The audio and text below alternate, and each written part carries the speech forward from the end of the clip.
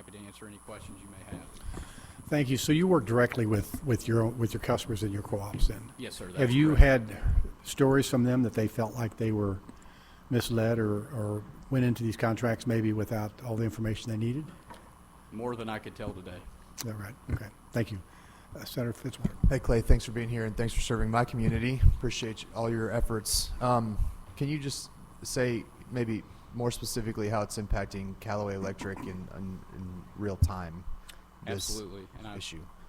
And I will speak specifically to Callaway Electric, although I feel that not only co-ops in the state of Missouri, but also electric utilities, you're probably going to hear some of the same things here today. But really where our heartburn is with the way that the law is structured today, we apply a methodology and a school of thought in that we have different categories of members and categories of consumers that we serve, and be it small commercial, large commercial, residential, we have grain bins, we have irrigation pivots, and we actually analyze a cost to serve those different categories of accounts.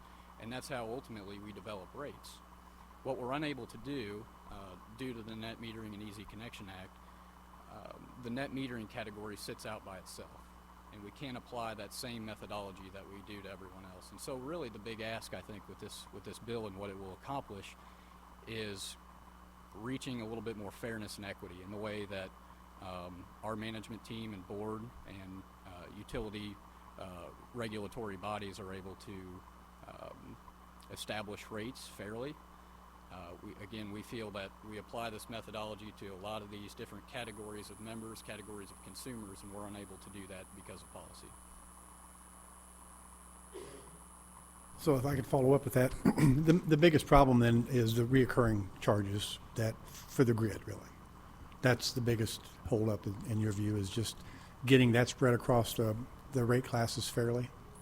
I believe you're on the right track, okay. Yes. It's, again, we analyze these different categories, the cost to serve, and that's how we allocate fair rates. And right. we are unable to do that with the net metering category of members. We're not able to, again, apply that same reasoning, those same analytics to develop rates that are fair for everyone and you're never going to achieve 100% fairness right. in your rate structure. Okay, thank you. We do our best to get close, and this would even the playing field, okay. I suppose. Any other questions? Senator McCray. Thank you. So I'm trying to sort this out because I just have one municipal utility in my district, so the rest are represented by the IOUs. I heard the bill sponsor talk about that there should be a unique rate class for solar. So would this be something where a group would get together and decide that all the co-ops would have, that there would be uniformity across the state? Like so that are you envisioning that each co-op still decides that they're going to charge differently? Well, I think that's a fantastic question, and I think it would be good to get all parties to the table. That being said, I don't think that there's a uniform way that you can approach it, not just with co-ops, but with municipalities, with investor-owned utilities, different electric utilities, because we all have different demographics that we serve. We have a different membership makeup, and our load characteristics are all a little bit different. So really, I think what we're asking for and what this bill will accomplish is allowing some flexibility, again, just for the utility, their board or governing body to apply the same methodology that I know happens not only with our organization, but organizations across the utility industry, and saying, this is our cost to serve this particular category. We just want to apply that same methodology over there. So to answer your question, I personally don't feel that there's a uniform way that you can just etch a rate on paper and it apply across the board. In doing so, I believe you would risk actually adversely affecting a lot of the current or future net metering members or electricity consumers, because it may not fit that particular business structure or the economics of that particular utility. Okay, thank you. Other questions? Thank you, Clay. Next in favor, please come forward.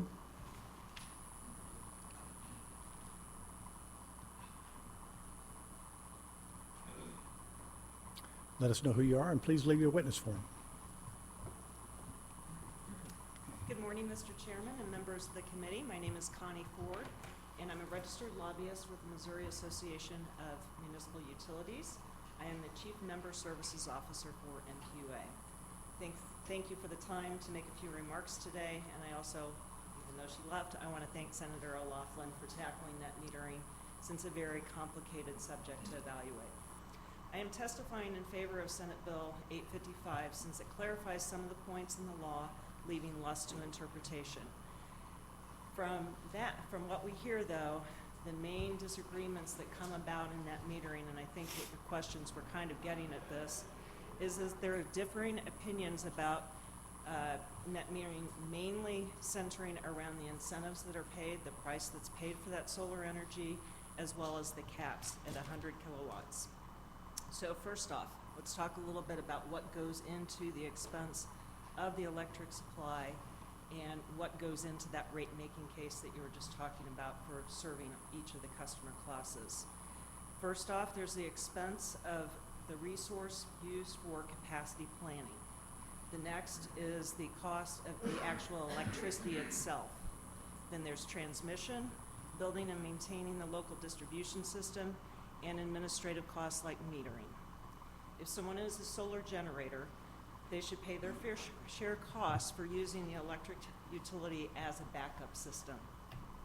When their solar isn't producing, they need the electric utility to be there. Therefore, we feel that the cost, that should be considered into the cost that solar providers, or solar, losing my track of mind here, sorry, which includes the cost of distribution system and things, like I said, like metering. So they need to pay their fair share. It shouldn't be the other customers that are paying for those costs. But I really want to focus a little bit more today because it really gets at both the caps and the price paid for this net metering is the capacity cost. So as we all know, electricity is a very, very complicated business, and that's mainly because it's an instantaneous supply.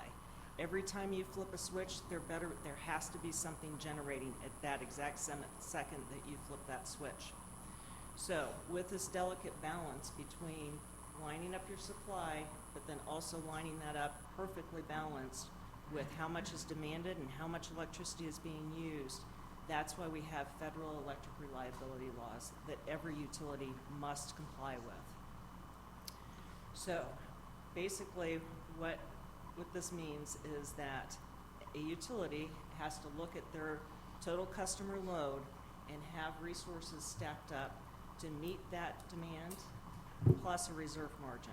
This is where reliability comes into play and keeps our system very reliable in the United States. A simple way of looking at capacity is how much is that resource available. Intermittent resources like wind and solar have low capacity factors, so it takes more of these resources to build a supply portfolio than those with higher capacity factors. That is why the price paid for the solar energy should also take into consideration how much is it worth as a capacity resource and how much it's going to show up when someone flips the switch at any time of the day. Also remember that net metering arrangements, as currently stated in the law, do not come with any requirements for maintaining solar panels. So a utility will not know whether that solar resource is going to deliver if they have a problem with their system, like the inverter goes out, if or when they will ever fix that system and that resource will come back online. So a way of overcoming these reliability risks is making sure that you're using a mixture of resources. For example, you wouldn't want to depend on a solar farm to supply every city or one city with all of its electricity. You need something that's not intermittent to back it up. So it's important that we consider rural Missouri while we go through these changes and any potential changes to the caps. We have a rural community member with a peak load of 1,000 kilowatts or 1 megawatt. That's their peak capacity. That means they're using a lot less than that on a daily basis. So we want to suggest that the current law's caps don't change because it takes into consideration that impact of this intermittent resource on reliable electricity. If someone wants to install a larger system, they certainly can do that. The net metering is capped at 100 kilowatts. Someone can go and install 300 kilowatts, but these producers get paid only for that electricity they generate. It's not a net metering arrangement where there are beneficial, it's more financially beneficial to the customer. However, nothing in the law stands in the way of a utility going beyond the minimums, like paying the customer rate for the electricity delivered to the utility versus the energy-only rate, or what's referred to as the avoided fuel cost rate. We see this in some Missouri cities like Columbia and Kirkwood, for example. Finally, there are states across the nation that want to reduce carbon emissions and have extra incentives for developing solar. Interestingly enough, California, which provided billions of dollars in incentives, has reduced its payments for net metering energy delivered to the system, from what I can tell, by 75%. But we are not California, we're Missourians, and we all need to agree that if there are more incentives for solar customers on top of the federal tax credits, we want to know who's going to pay for them. Should it be the other customers who can't afford solar or can barely pay their bills? Or do we need to find another source if we want to encourage more solar resources? So in conclusion, I will say that the electric industry is evolving. We're embracing those changes, and we're investing in renewable energy, but a fair, measured approach will maintain Missouri's low-cost, reliable electric system. And with that, I conclude my comments. Thank you. Questions for this witness? Seeing none. Thank you very much. Next in favor, please come forward. And we have 4 bills to get through today, so if you could be as concise as possible. Okay.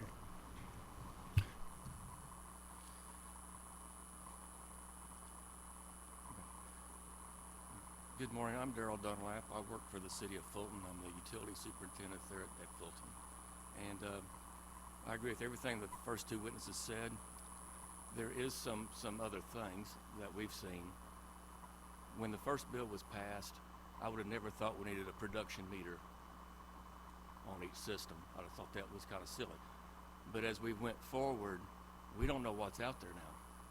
So as these events are happening, I mean, we've had, looks like 5 winter events and summer events in the last 11 years.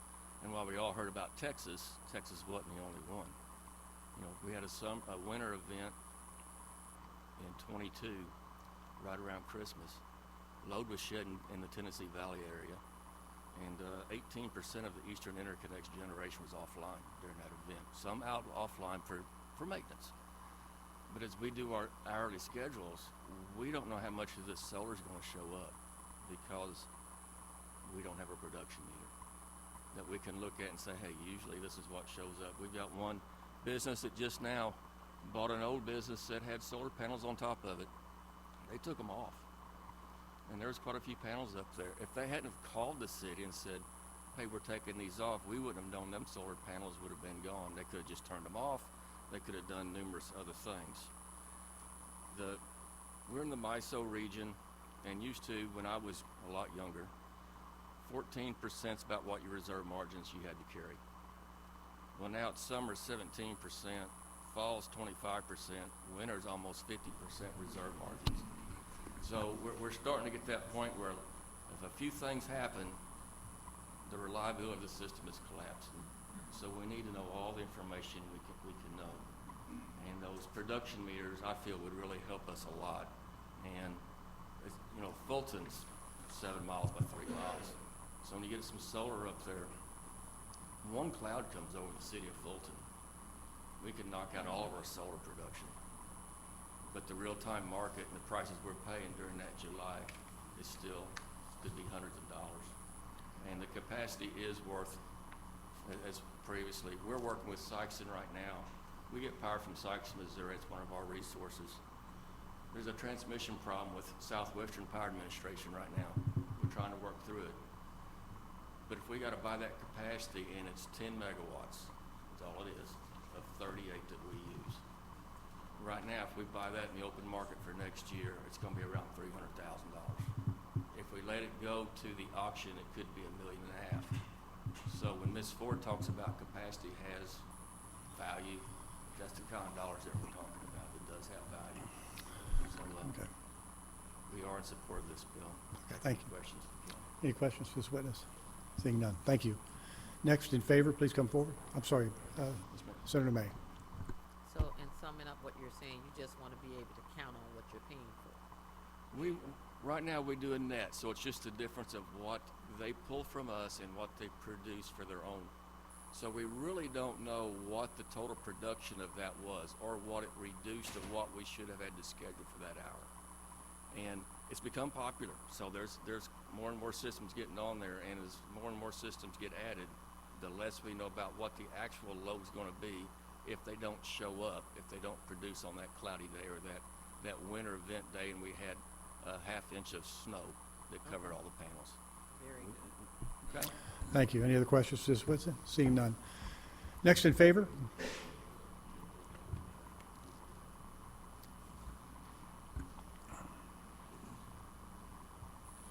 Thank you, Mr. Chairman, members of the committee. Zach Monroe on behalf of Air Missouri, just going on the record in support of the bill.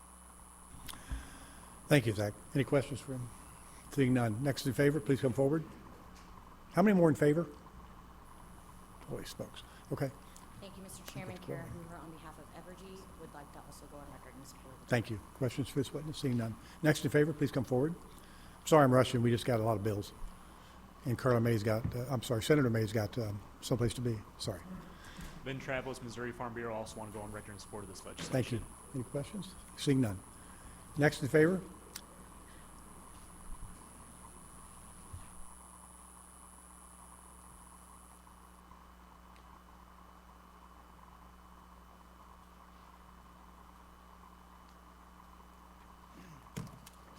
Good morning, members of the committee. My name is Arnie C. A.C. Dinoff, State Public Advocate, and I'm in favor of this bill. I want to make sure this bill has no cost or increase to ratepayers. There needs to be the fairness of net metering. It's very complex. There's a lot of issues with net metering. The rate on the tariffs is very concerning, and a lot of consumers across Missouri are being taken advantage of. There needs to be consumer protections. There needs to be compliance and make sure that consumers are not being forced to pay infrastructure costs while stockholders and corporate executives of the big utilities of Missouri are making bonuses and huge profits. The small utilities and not-for-profit co-ops are being boxed out of the equation and are not being charged with fair charges. We must implement through the General Assembly or the Public Service Commission a fair balance of net metering. That's my comments, and I support the bill, Mr. Chairman. Thank you. Questions for this witness? Seeing none. Thank you, Artie. Anybody else in favor? Please, if you're in opposition, please, the first witness come forward. And again, please leave your witness form and let us know who you are.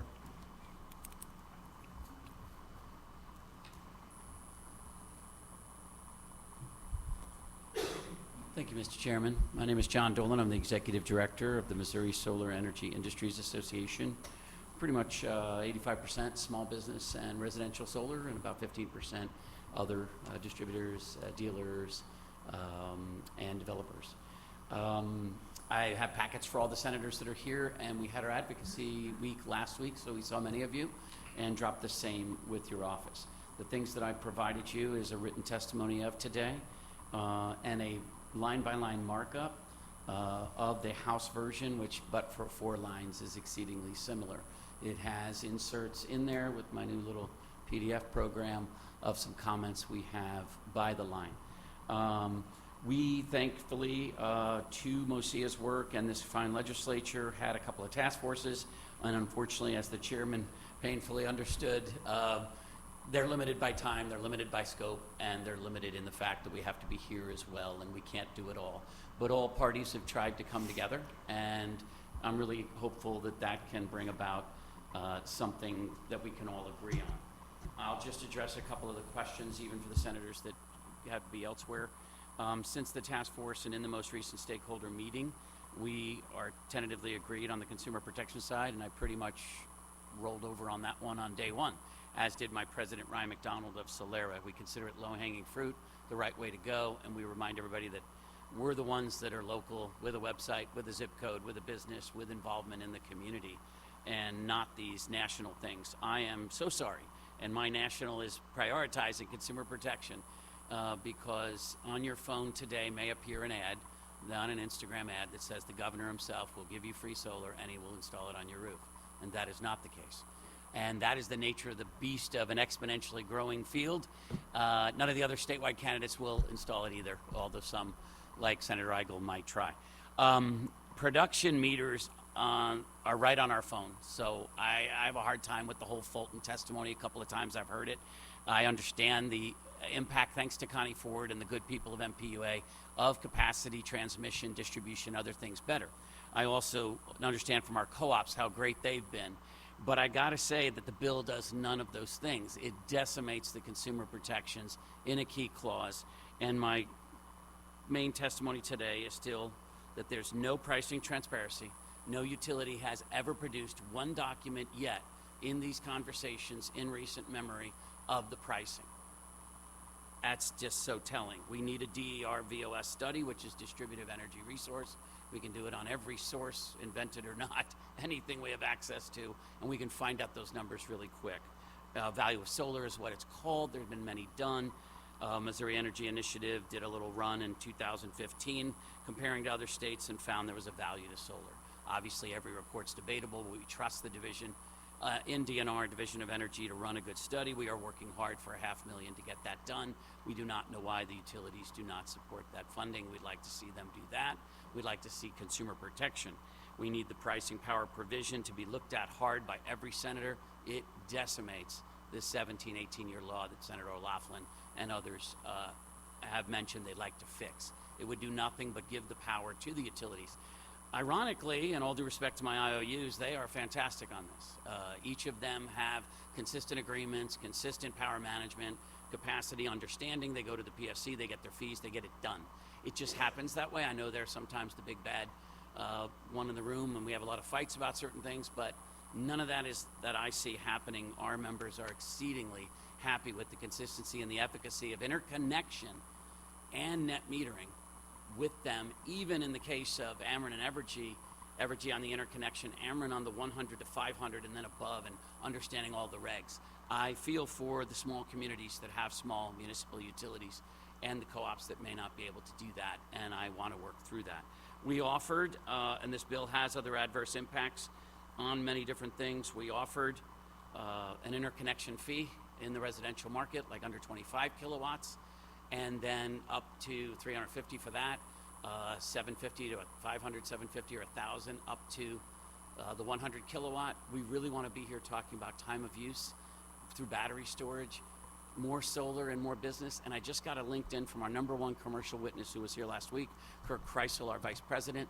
He just popped one on a nice warehouse in a rural area with a REAP grant loan, like an SBA from the federal government. And lo and behold, it's 147 kilowatts. And it's on his website this morning. We need to raise those caps. We need to talk about a negotiated settlement, and funding the study, doing the consumer protection is a way to move forward in this House and Senate. And it's a very challenging vote over in the House. So we support that. We're committed to it. We're committed to transparency, safety, and consumer protection, and contractor registration. We will hammer, and I have a history of doing that, and policing the organizations and the associations or sectors I've led. I will absolutely put my reputation on the line with that one and do it, but I cannot we cannot support the language in every section of every version of this bill, and on this one, page 4, part 2, subsection A, lines 94 to 98, which gives total power to the munis and co-ops to charge whatever they want. New demand charges, new things. They already have rate. They're already doing funky things on the cost of line charges, but they can really get into demand and others. So I just ask all the senators to consider it. I thank you for the time you all afforded us last week, so we won't have any other witnesses today. And I appreciate all that everybody's done, even though our valiant efforts were not really great on the two task forces, be it tax or solar, and I appreciate the chairman's service on the same. So thank you. Thank you, John. I'm just statewide, no matter any place in the state, if somebody is putting a rooftop solar in, does the local utility always know that? Yes, the interconnection process requires that in the current 807 net metering and interconnection law. That is the key concept where you file an application. We have to deal with 163 different entities to get that done. But the local utility knows what potential is being installed. They absolutely do, and we have stories on the yin and the yang, the bad of solar, the people with the plug who never got connected because, not my members, but people in the industry did bad.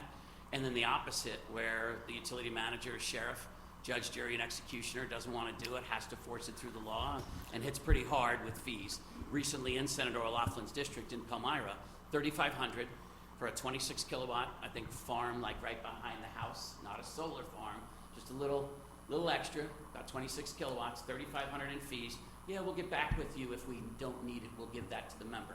Anti-solar from the get-go, hardcore, wanted them to double their insurance. Things like that are happening. A consistent statewide appeal for both sides to work together in some work group. Doesn't have to be a task force. And $500,000 for a study and the consumer protection. We'll get this done in the next year or two. Thank you. Any questions for this witness? Seeing none, thanks, John. Is anybody else in opposition? Okay, I guess. I thought-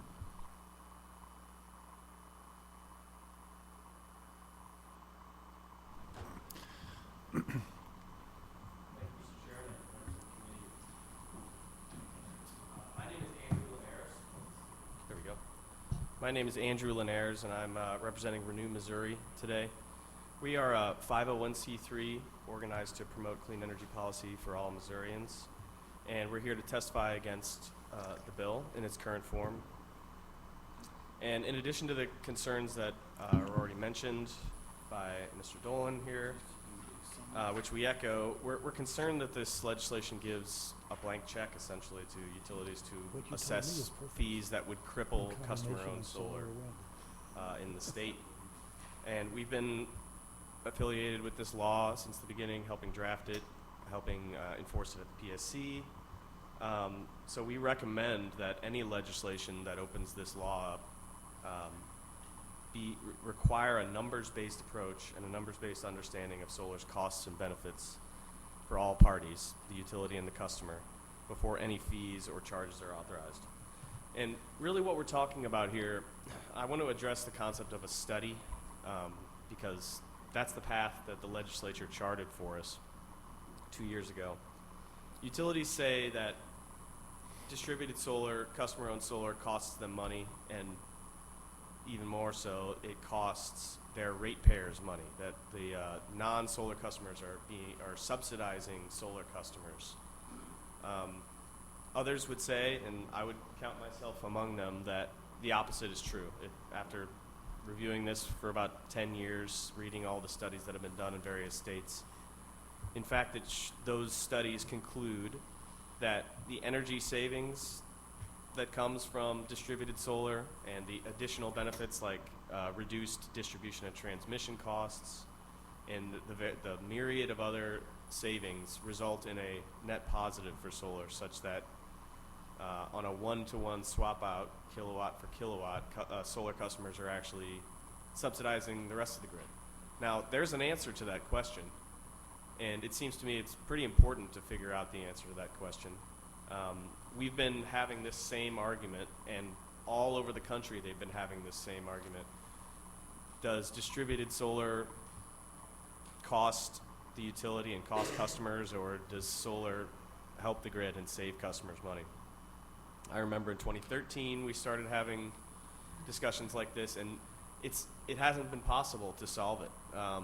Both parties will rise up and stop a bill that disrupts the status quo, with the exception of 2 years ago in 2022 when the legislature decided to chart a path forward for this. And that was the authorization of the task force that had as one of its prerogatives a distributed energy resource study of the type that I'm talking about.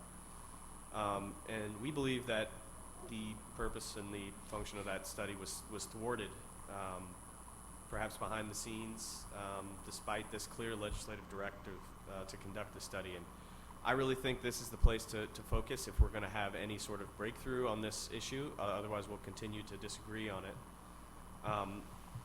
It's our contention, as I stated, that the study would show that not only does solar benefit the individual customer, but it benefits the utility as well as other non-solar customers on the grid. When there are multiple sources of energy generation distributed throughout a service territory, it provides relief to equipment, transmission, distribution. It provides a greater geographic diversity in where power comes from. In fact, in many types of weather events, solar has greater reliability. There's all sorts of things to study, and I certainly don't want you to take my word for this. My intention here is for us to see this study through to the end. And also, I'd like to note that just today we committed to the sponsor, Senator O'Loughlin, that we'd get her a list of vendors for these sorts of studies, which have been done across the country, and we did that this morning. So we've sent that to the sponsor's office, and Mr. Chairman, if you'd like us to send that to the committee and all the other members, we can do that. Absolutely, absolutely. So regardless of how we reach a consensus here, there needs to be evidence presented that additional solar charges are justified. And we'd love to see numbers from the utilities, whether they be the large IOUs or the smaller municipals and cooperatives. But we haven't seen any of those numbers yet. And moreover, I don't think this is a study that solar advocates should do. I don't think this is a study that utilities should do. The intention of the 2022 legislation was to have a neutral third party conduct this study, overseen by a Missouri regulator, the Public Service Commission or the Division of Energy, or something similar. Are you close to being finished? Sorry? Are you Yes, close? yes, Okay. I am. Yes, Okay. I'm happy to conclude there and take your questions if you have any. I would just urge you to vote down this legislation as it currently is, and to take steps to make sure we can conduct this study. Okay, thank you. Questions? Seeing none. Thank you very much. Okay, thank you very much. Anybody else in opposition? That will conclude the hearing on Senate Bill 855. Next up, Senator Bernskoetter, are you ready? Sure. I think he'll be quick. I hope. We'll have the hearing on Senate Bill 1283. Senator Bernskoetter, begin when you're ready. Thank you, Mr. Chairman, members of the committee. Like the chairman said, Senate Bill 1283, it modifies provisions relating to sewer regulations. The biggest thing is it removes the percolation test that's required. It really doesn't tell the homeowner or the builder anything they need to know about the viability of a septic system. This bill replaces the percolation test with a soil morphology test, and my bill only deals with residential sized septic tanks, which means the regulations fall under Department of Health. Anything larger falls under Department of Natural Resources, and Department of Natural Resources has already moved this requirement for these tests. I'd be happy to answer any questions. Thank you. Questions for this witness? Our committee is shrinking, so the questions are less. What's that? Our committee is shrinking as we speak, but I appreciate your testimony, and I don't see any questions. Next person, how many people want to speak in favor of this bill? How many against? Okay. Please come forward. Tell us your name and leave your testimony or your witness form at the desk. Good morning, Katie Gamble here on behalf of the Missouri Center for Public Health Excellence. Want to go on record in support of the legislation and thank the sponsor for bringing it forward. As he indicated, the biggest piece of the bill is really getting rid of a lot of red tape around testing of sewage tanks, septic tanks, because right now the understanding in the business is that the testing of the soil composition provides a much better indicator for how well the system is going to be running versus the percolation tests. So while they're still doing the soil test, because of the statute, they have to do the percolation tests first, and it's causing a lot of red tape to eventually get to the soil morphology testing. There's also some pieces here updating the fee language and language around who can conduct the tests. It passed out of the House committee as a consent bill and is on their moving through their consent process. So happy to answer any additional questions. Thank you. Any questions? Seeing none. Thank you, Katie. Anybody else in favor? Please come forward.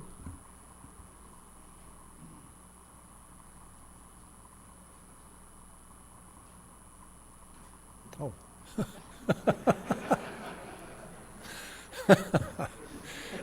Anybody else in favor? I fell for that completely. Anybody in opposition, please come forward.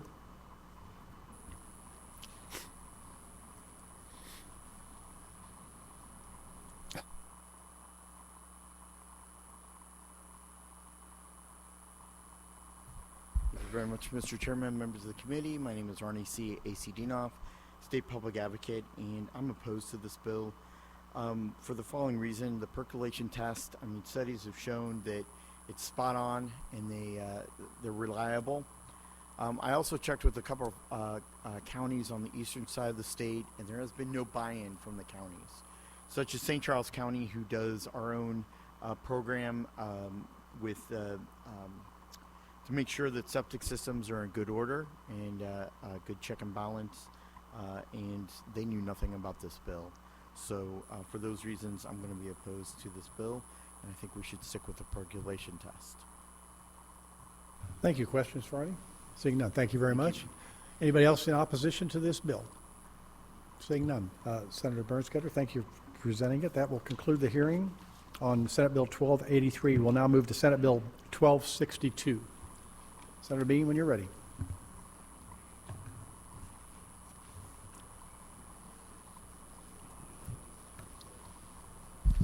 Thank you, Mr. Chairman, member of the committee, for the record, Jason Bean, State Senator of the 25th District. Under this bill, the authority of any electrical corporation to condemn property shall not extend to the construction or erection of any structure or facility that uses wind and solar energy to generate or manufacture electricity. Notwithstanding this provision, the authority of any electrical corporation to condemn property shall extend to acquisition rights needed to construct, operate, and maintain certain electrical infrastructure described in the Act, needed to collect and deliver energy generated or manufactured by solar and wind facilities to the distribution or transportation grid. In conclusion, this is a small but important step this legislation should take to address the need to balance the increased developing of land into solar or wind fields while protecting private property rights. With that, I'd be happy to take any questions. Thank you, Senator. Any questions on, Tracy, we're on 1262. That's okay. Okay. Seeing none. How many people want to testify in favor of this bill? How many in opposition? Okay. First in favor, please come up.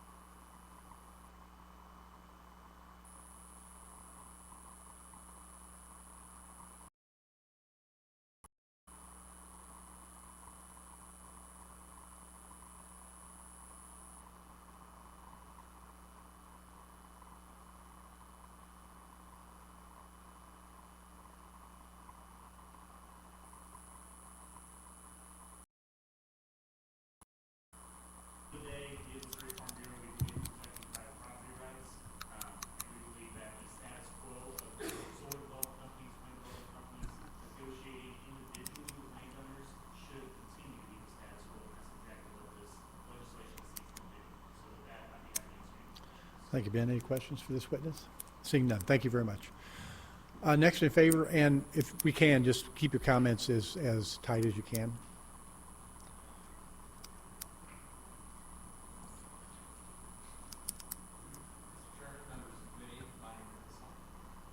Mr. Chairman, members of the committee, my name is Jake Panay with Missouri Corn Growers Association. We would also like to go on the record in support of this legislation. Would like to thank the senator for all of his efforts with bringing this legislation forward. We just feel that, with the farming ground today, it's important to keep that ground in agricultural production. So many times today, the expectations for farmers is to be able to produce more and more food to keep up with demands, but do it on less and less land.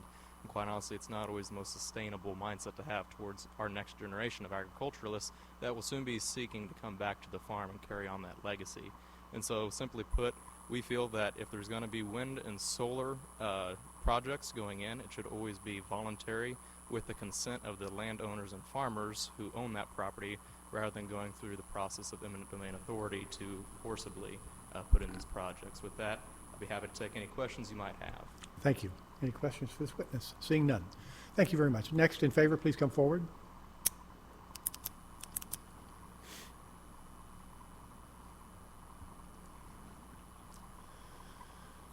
Good morning. Thank you for your time. My name is Patricia Stimmy.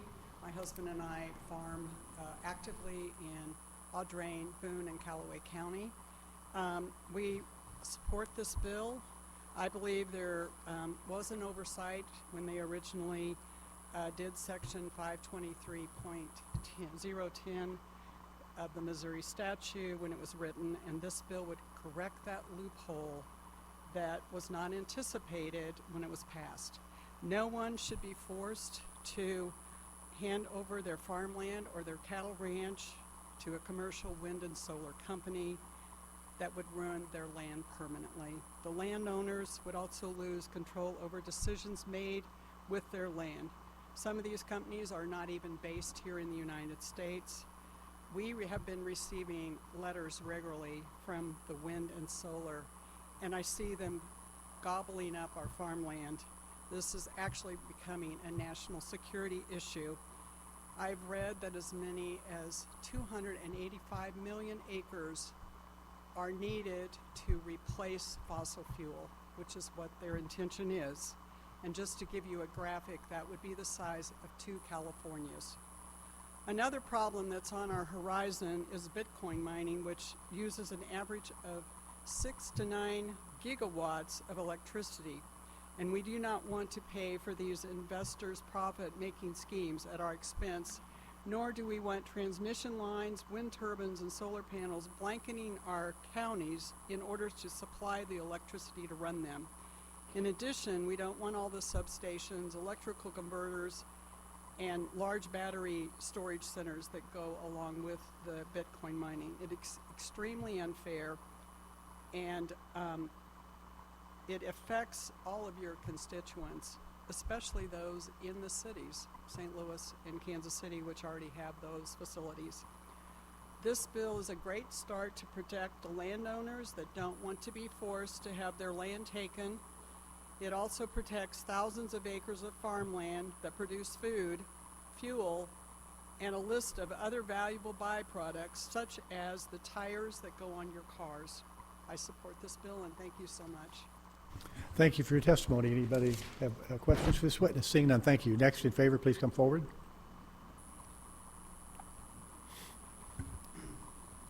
Good morning, Mr. Chairman, members of the committee. Scott Swain, representing the Missouri Soybean Association, and we want to go on record. We think common sense clashes here with landowner rights, so this works perfect.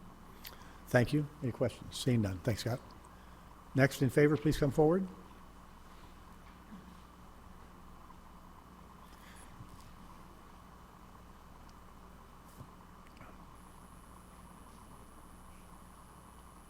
Ma'am?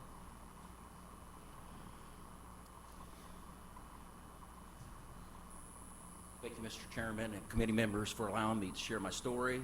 I'm in support of the first part of Senate Bill 1262, which limits solar and wind projects from using eminent domain to expand onto adjoining landowners.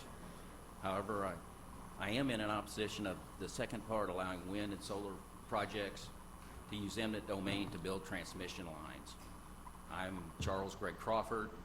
Our family's been farming for 4 generations, spanning over nearly 100 years. We've identified 7,000 acres of proposed industrial solar power plants within 10 miles of our family farm. Eminent domain to out-of-state private companies such as Grain Belt and Venergy, to begin with, should have never been allowed. I attended a Grain Belt Tiger Connector Callaway County public meeting, and they assured us that they were not going to transmit or purchase local solar. Emphatically, that is an untruth, because we have a contract from in the Williamsburg area in Callaway County supporting they are trying to develop their own industrial scale solar power plants. My biggest fear is that these solar and wind industrial projects will attempt to utilize eminent domain to construct transmission lines to export and transport the energy to converter stations and/or substations crossing neighboring farms and productive land. The same landowner that obtained the Invenergy contract asked what if he was the only landowner that signed up for it. Then how would they get the electricity out? He was told, don't worry about it, we'll get it out. That is very scary and sounds like they will use eminent domain. In other words, all the solar and wind companies need to do is acquire some lease agreements and then use eminent domain to get the transmission lines. We have the Thomas Hill transmission line that runs across our farm, which is much smaller and far less intrusive, and then the proposed Grain Belt and Tiger Connector transmission line. So I can speak from firsthand experience. The construction process causes extreme compaction to the soil that takes years to restore, which results in reduction in yields and lower production and economic loss. The additional fuel and labor costs to maneuver around these bases, which are in place forever. In fact, we eventually stopped row cropping the section and put it in pasture. We're considering adding other irrigation acres, but these transmission lines are difficult to justify. My dad was paid one-time payment of around $1,500 for the transmission line in the mid to early 1970s. In fact, that would not even pay for the fuel costs of maneuvering around these bases. The transmission lines on these large bases impact the value of farms, which is more costly to build irrigation systems, and also a loss of productive ground. The use of airplanes and helicopters to top dress fertilizer, insecticides, herbicides, and fungicides are essential in today's farming. This option is not possible due to the safety concerns of these lines. The dangers would be even greater if a low-flying class GPS signal failed or was interrupted. Farming today relies completely on advanced technology systems that include auto-steer, field mapping, variable rate applications, plant population applications, and harvesting data. The use of these systems are from the time you begin tilling the ground, to planting, to spraying, to fertilizing, and to harvesting. The agriculture industry relies on a dependable GPS signal, but these lines do affect and interrupt GPS connectivity. Let me leave you with these two thoughts. Is it fair for my neighbor to lease their land to a solar or wind power company, reaping huge financial incentives? As a result of their decision, then eminent domain is sought for a transmission to cross my land that I want to farm and will result in huge financial losses. This would be like building a boat dock on dry land and then forcing my neighboring landowners to allow a canal to be made so the boat can get to water. Finally, the members who live in towns or cities, how would you like some outside source to come to your home or property and build a 10 by 10 shed? Place it anywhere it chooses. Let's say your front yard.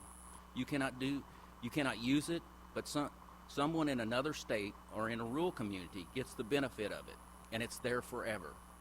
This example would not affect your livelihood like the farmer, but it would affect your property value and its curb appeal. I'm in full support of the first part of Senate Bill 1262, preventing the use of eminent domain on expansion of solar and wind projects, but I implore you to remove the power of the use of eminent domain for transmission lines for these projects. Thank you for your time. Thank you. Any questions for this witness? Senator May. So are you, just one question. I'm sorry. Hello, how are you? I'm good, thank you. Are you, I don't know, maybe somebody else may be able to answer this question too. Can those lines, I think those lines can be buried too. Yes, they can be buried, and they are buried over especially in Europe.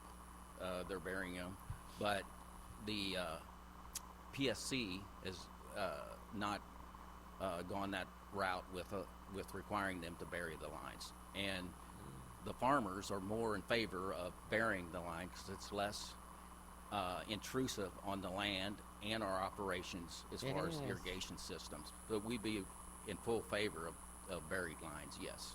Right, because the reason I'm saying it is because we have a farm, you know, in Mississippi. Uh-huh. And in order to get, you know, internet and phone service, you know, I requested that the utility company bury the line. And they came and they buried the line underground so it wouldn't interfere with anything. So I know that they can be buried, but, you know. And yes, they can be buried. And the problem is the PSC is not requiring that from the utility companies or the line companies. I wonder what the cost difference is. Okay, thank you so much. Any other questions? Thank Seeing none, thank you very much. Next person in favor, and please be as concise as you can.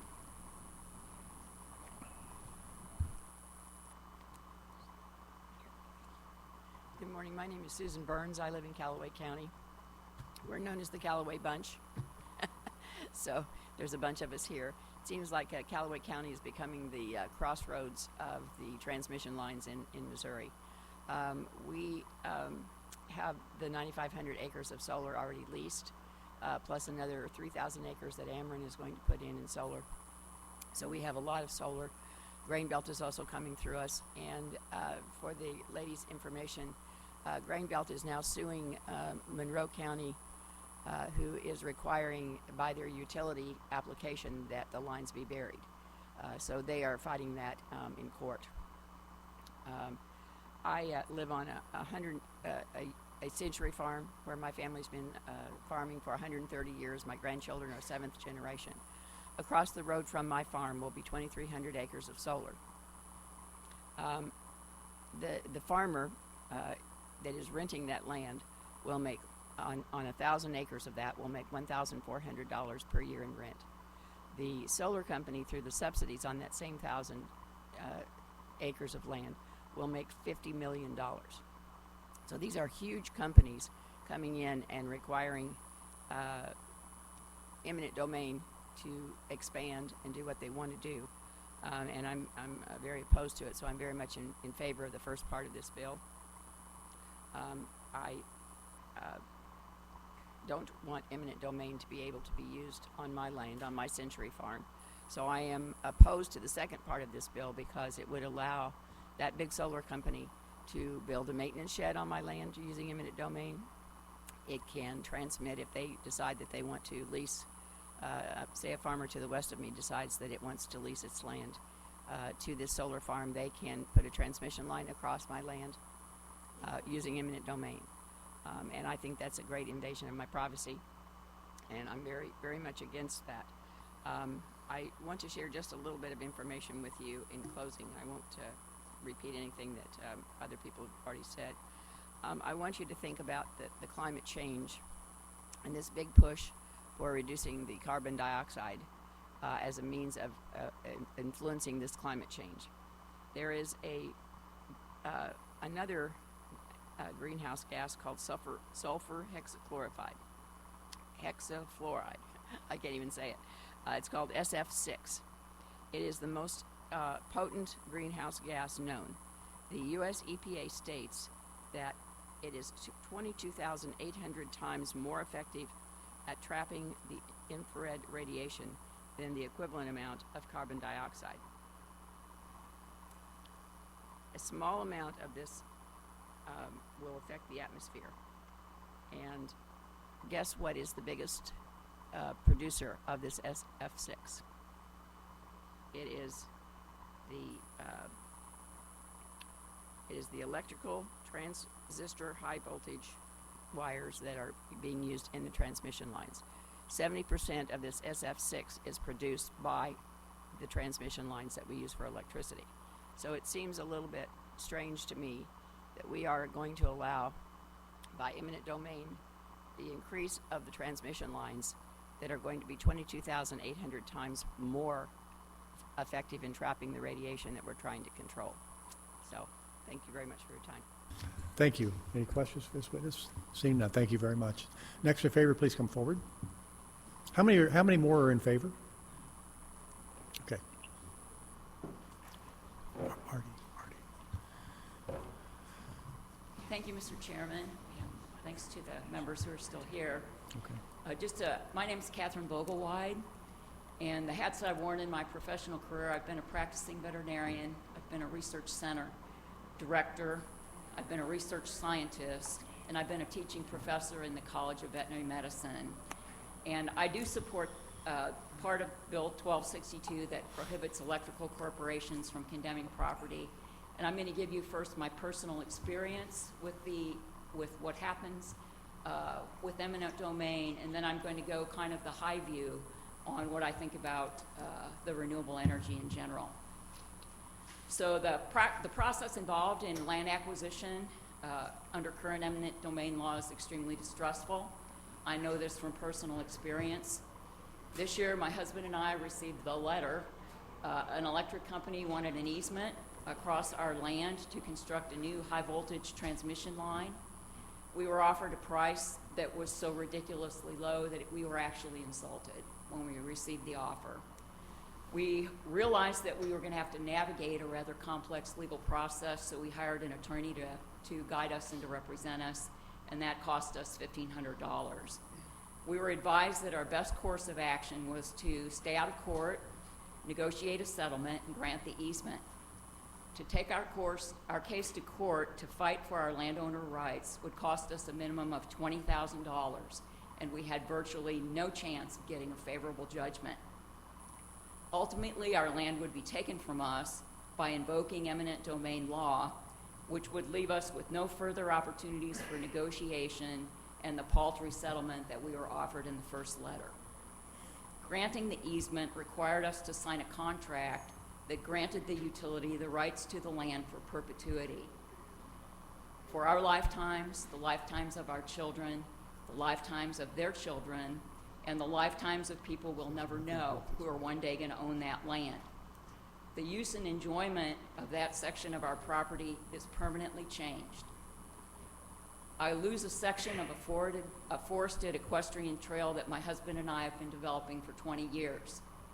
The habitat that we were conserving for many species of wildlife that we've enjoyed watching, and notably habitat for bats that we have on our land, will be permanently changed. The profits realized over time by the presence of this line will never be shared with us, although we made those profits possible. We settled mainly because the stress of the process made my husband physically ill. We didn't ask for any of that. So I share this story with you now with the hope that you're going to better understand the pressure that Missouri's agricultural community is experiencing today in the face of an apparently unrestricted build-out of industrial scale and solar plants. In the name of saving the Earth's climate from carbon dioxide emissions, we are proceeding to destroy our precious farmland and its dependent communities.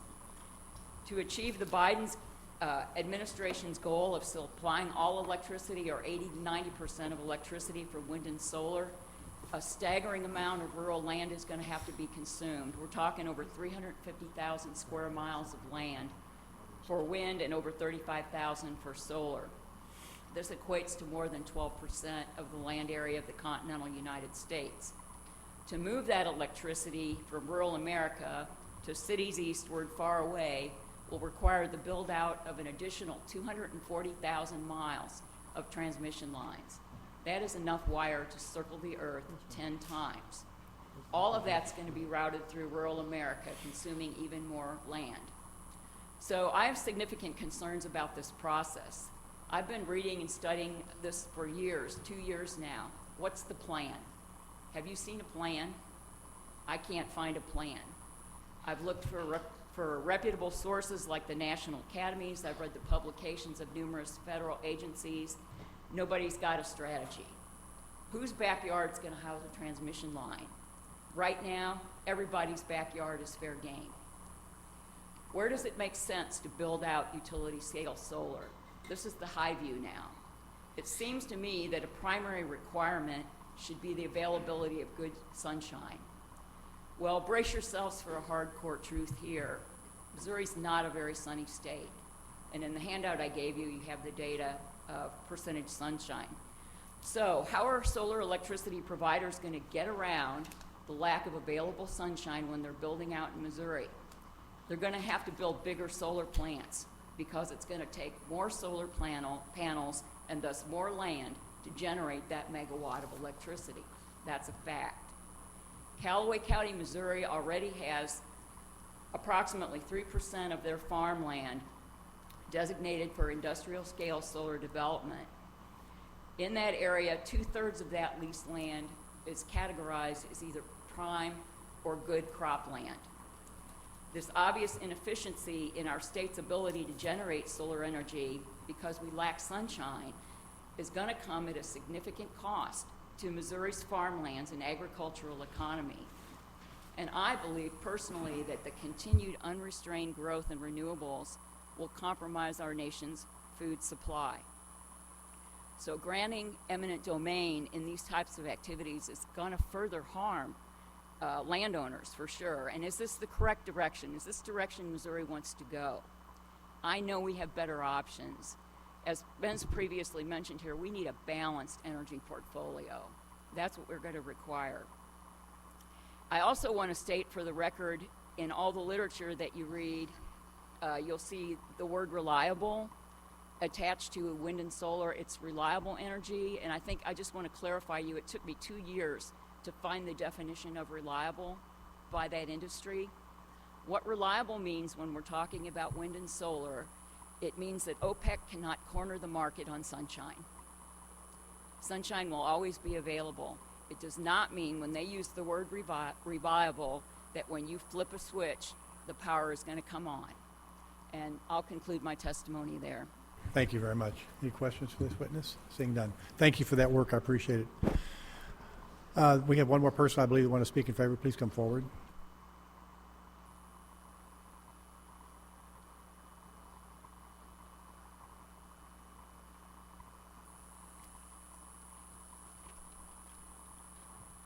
Thank you very much, members of the committee. My name is Arnie C. A.C. Dienoff, State Public Advocate.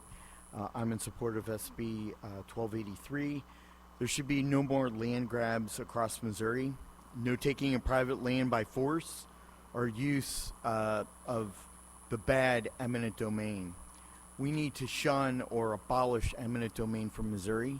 Our 6 million Missourians comes first. If utility companies want property, then they need to negotiate a fair and mutual price by both parties. Sales of land or property is a choice. No wrongful force by big utility monopolies will be tolerated by Missouri any longer. For those reasons, I support SB 1283 and the bill sponsor for standing up to the big monopoly utilities. Thank you. Any questions for Artie? Seeing none. Thank you very much. Anybody in opposition, please come forward.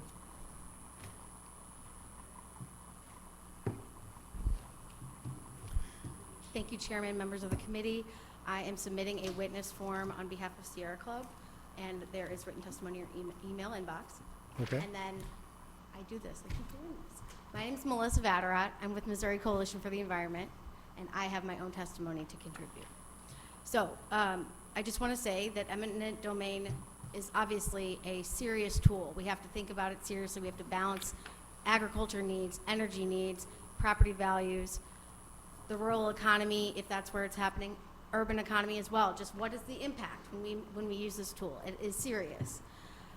The concerns that MCE has is that we're deciding with this bill to explicitly prohibit certain types of energy from this tool to use it. We have all sorts of energy needs, but this bill is saying we're specifically not going to allow it for wind and solar, and we have concerns with that, and I will leave it there. Thank you. Questions for this witness? Seeing none. Thank you. Anybody else in opposition? Senator Bean, you want to say anything before we close this? Just like to say I'm sorry, any information purposes? Sorry about that, Zach. No problem, Mr. Chairman. Zach Monroe on behalf of Ameren, Missouri. Just want to go on the record for informational purposes that we have no plans to ever condemn for solar or wind sites. We appreciate working with the sponsor on the language and just wanted to provide that information to the committee. Questions for this witness? Seeing none. Now, Senator Bean, have anything you want to close with? Just like to say, Mr. Chairman, thank you for saving the very best bill to last. Thank you.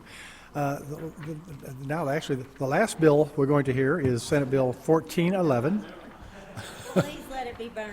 from Senator May. Yes, we are. Senator May. Senator May, it's, I was told I was last. well, you were. Very nice.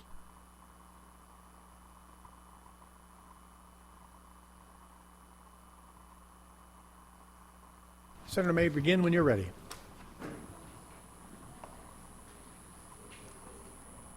Everybody's leaving. That's a good thing. Actually, Good Senator morning. May, if you're doing well, last week we had 2 people, so you're doing pretty You know, good we this need week. to figure out what's going on with the mics in here because it's like you got to be right up on it. It's not picking up sound. It's a very COVID well. mic, so you have Yes. to get close to it. Ugh. Good morning, Mr. Chairman, members of the committee. For the record, I am Senator Carla May, representing the 4th Senatorial District. This bill that I'm presenting to the committee today would extend the sunset for the Uniform Small Wireless Facility Deployment Act from January 1st of 2025 to December the 31st of 2029. I introduced this bill as a tweak to the legislation that I co-sponsored in 2018, House Bill 1911, which established the Uniform Small Wireless Facility Deployment Act. Most of you were in the House at that time. If the sunset were to expire right now, it would create large problems for both local authorities and those small wireless facilities. As Missouri aims to be a national leader in broadband rural access in our metro areas are beginning to explore options such as fiber and satellite internet, it is imperative that we support this expansion in the legislature so that our communities can benefit. With that, Mr. Chair, I'll take any questions.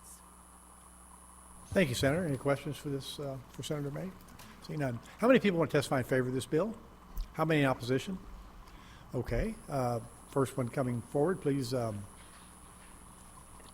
Since it's only got a date in it, it should be pretty quick. Mr. Chairman, members of the committee, Tracy King here representing AT&T, and since the senator did such a great job, we just want to go on record being in support of this. You know, this sets up the parameters in which we negotiate with the local municipalities. We believe everything's been working great, and so we just ask you to extend this to keep this law in the books today. Thank you, Tracy. I agree. I was concerned about this early on, but it's the neighborhoods, the cities I've talked to, everybody seems to be happy, so that's a good thing. Any questions for this witness? Seeing none. Next in favor, please come forward.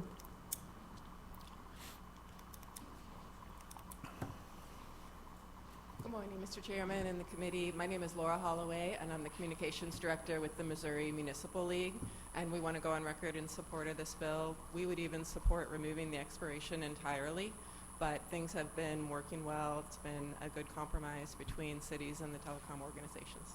Thank you. Any questions? Seeing none. Thank you very much. Next in favor, please come forward. Thank you, Mr. Chairman. Members of the committee, excuse me, Scott Swain representing Verizon. Certainly want to thank Senator May for bringing this legislation forward. I think in the absence of extending this sunset, we fall back to the FCC's regulation and oversight, which doesn't give us those parameters that we work with the city so well with. So we want to be on record in favor and thank the committee. Thank you. Did you register online? No. got it Okay, right here. thank you very much. Next in favor, please come forward. Thank you. Thanks.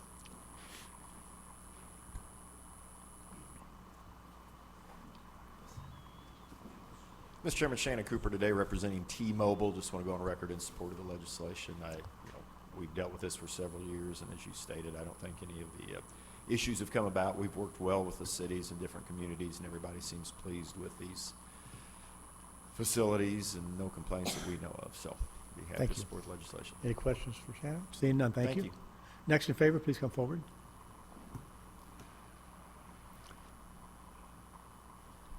Good morning, Mr. Chair, members of the committee. Philip Arnzen with the Missouri Chamber of Commerce and Industry. We'd just like to go on the record in support. Thank you very much. Questions? Seeing none, thank you. Next in favor. Good morning, Mr. Chairman, members of the committee. Fred Dreiling representing Missouri Association of Municipal Utilities and City Utilities of Springfield. And as all of you recall, this was a very difficult bill, and we would be glad to see this sunset go away or at least extended. Appreciate the senator. Thank you. Questions for Fred? Seeing none, thank you. Next in favor. Anybody in opposition?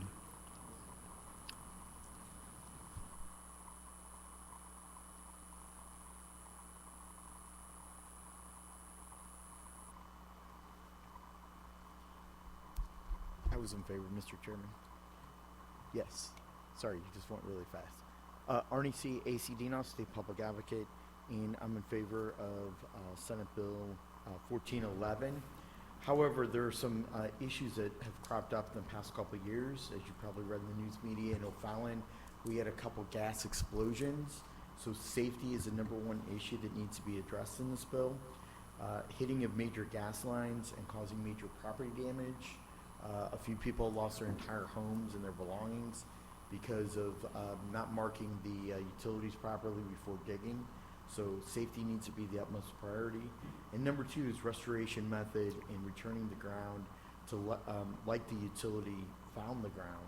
There's a lot of issues where they dig it up, they come back, and they don't restore it to proper specifications or proper course of action. And so it leads to a lot of problems with property owners, a lot of problems with the cities, municipalities, and counties and unincorporated county part. And so restoration also needs to be addressed in this bill. Thank you, Mr. Chairman. Thank you. Questions for Artie? Seeing none.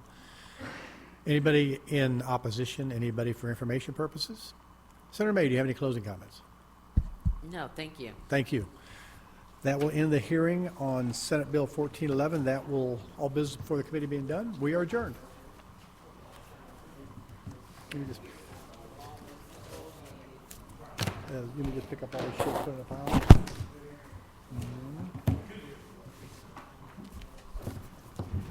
That actually